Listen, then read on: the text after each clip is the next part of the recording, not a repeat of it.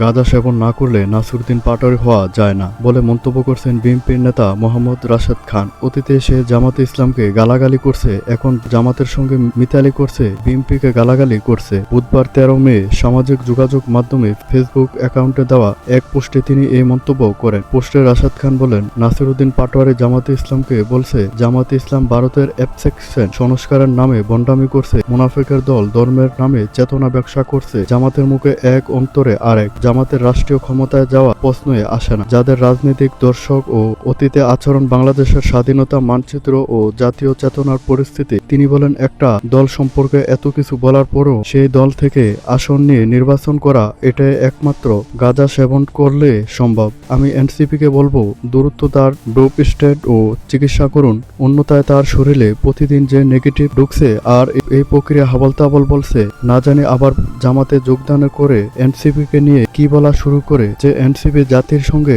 গাদ্দারি করা শুরু করেছে জামাতে ইসলাম। পরেও তিনি আরো বলেন, তাদের রাজনীতিকে নিয়ে একের পর এক প্রশ্ন তোলা নাসিরুদ্দিন পাটোয়ারি আজকাল তাদের আইডল, কারণ সে এখন রূপ বদলে ফেলেছে, জামাতপন্থী হয়ে গেছে।